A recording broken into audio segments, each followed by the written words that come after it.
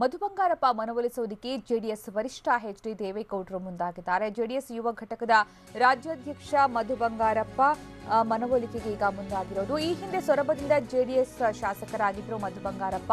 ಶಿವಮೊಗ್ಗ ಲೋಕಸಭೆ ಉಪಚುನಾವಣೆಯಲ್ಲಿ ಸ್ಪರ್ಧಿಸಿ ಸೋತಿದ್ರು. ಸೋಲಿನ ಬಗ್ಗೆ ವರಿಷ್ಠರ ವಿಶ್ಲೇಷಣೆಯಿಂದ ಮಧು ಬಂಗಾರಪ್ಪ ನೊಂದಿದ್ದಾರೆ ಅಂತ ಹೇಳಲಾಗಿದ್ದು, ಚುನಾವಣೆಯ ಬಳಿಕ ಪಕ್ಷದ ಚಟುವಟಿಕೆಯಿಂದ ಸಂಪೂರ್ಣವಾಗಿ ದೂರ ಉಳಿದಿದ್ದಾರೆ ಎನ್ನಲಾಗಿದೆ. ದೇವೇಗೌಡರು ಹಾಗೂ ಕುಮಾರಸ್ವಾಮಿ ಕರೆಗಳನ್ನು ಕೂಡ ಮಧು ಬಂಗಾರಪ್ಪ ನಿರಾಕರಿಸ್ತಾ ಇದ್ದು, ಹೀಗಾಗಿ ಮಧು ಬಂಗಾರಪ್ಪ ಓಲೈಸೋದಕ್ಕೆ ಮಾಜಿ ಪ್ರಧಾನಿ ಎಚ್ ಡಿ ದೇವೇಗೌಡರು ಮುಂದಾಗಿದ್ದಾರೆ ಎನ್ನಲಾಗಿದೆ. ಮಧು ಬಂಗಾರಪ್ಪಗೆ ಪತ್ರ ಬರೆದು ದೇವೇಗೌಡರು ಮನವಿಯನ್ನ ಮಾಡಿಕೊಂಡಿದ್ದಾರೆ ಅಂತ ಹೇಳಲಾಗಿದ್ದು, ಮುಖಂಡರ ವರ್ತನೆಯಿಂದ ಬೇಸರವಾಗಿದ್ದರೆ ಸರಿಪಡಿಸ್ತೀನಿ ಅಂತ ಕೂಡ ಸಮಾಧಾನ ಮಾಡಿದ್ದಾರೆ ಎನ್ನಲಾಗಿದೆ.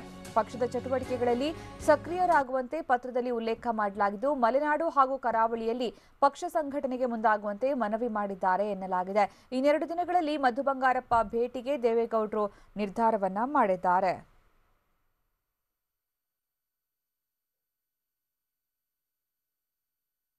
ಜೆಡಿಎಸ್ನಲ್ಲಿ ಮಧು ಬಂಗಾರಪ್ಪ ಮನವೊಲಿಸೋದಕ್ಕೆ ಜೆಡಿಎಸ್ ವರಿಷ್ಠ ಎಚ್ ಡಿ ದೇವೇಗೌಡರು ಮುಂದಾಗಿರುವುದು. ಸ್ವತಃ ದೇವೇಗೌಡರು ಈಗ ಅಖಾಡಕ್ಕಿಳಿದು ಮಧು ಬಂಗಾರಪ್ಪ ಮನವೊಲಿಕೆ ಕಾರ್ಯದಲ್ಲಿ ತೊಡಗುವಂತಹ ಕೆಲಸವನ್ನ ಮಾಡಿದ್ದಾರೆ. ಈ ಸಂಬಂಧ ಅವರು ಪತ್ರವನ್ನು ಕೂಡ ಮಧು ಬಂಗಾರಪ್ಪ ಅವರಿಗೆ ಬರೆದಿದ್ದು, ಇನ್ನೆರಡು ದಿನಗಳಲ್ಲಿ ಮಧು ಬಂಗಾರಪ್ಪ ಅವರನ್ನ ಎಚ್ ಡಿ ದೇವೇಗೌಡರು ಭೇಟಿ ಕೂಡ ಆಗಲಿದ್ದಾರೆ.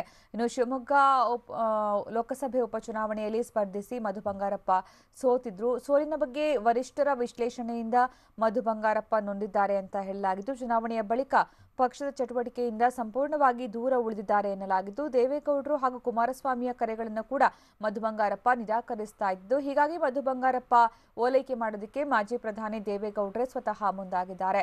ಮಧು ಬಂಗಾರಪ್ಪಗೆ ಈ ಸಂಬಂಧ ಪತ್ರವನ್ನು ಬರೆದು ದೇವೇಗೌಡರು ಮನವಿಯನ್ನ ಮಾಡಿದ್ದಾರೆ ಎನ್ನಲಾಗಿದ್ದು, ಮುಖಂಡರ ವರ್ತನೆಯಿಂದ ಬೇಸರವಾಗಿದ್ದರೆ ಸರಿಪಡಿಸ್ತೀನಿ ಅಂತ ಕೂಡ ಸಮಾಧಾನ ಮಾಡಿದ್ದಾರೆ ಎನ್ನಲಾಗಿದೆ. ಹಾಗೆ ಪಕ್ಷದ ಚಟುವಟಿಕೆಗಳಲ್ಲಿ ಸಕ್ರಿಯರಾಗುವಂತೆ ಪತ್ರದಲ್ಲಿ ಉಲ್ಲೇಖ ಮಾಡಲಾಗಿದ್ದು, ಮಲೆನಾಡು ಹಾಗೂ ಕರಾವಳಿಯಲ್ಲಿ ಪಕ್ಷ ಸಂಘಟನೆಗೆ ಮುಂದಾಗುವಂತೆ ಮನವಿ ಮಾಡಿದ್ದಾರೆ. ಹಾಗೆ ಇನ್ನೆರಡು ದಿನಗಳಲ್ಲಿ ಮಧು ಬಂಗಾರಪ್ಪ ಭೇಟಿಗೆ ದೇವೇಗೌಡರು ನಿರ್ಧಾರ ಮಾಡಿದ್ದಾರೆ ಎನ್ನಲಾಗಿದೆ.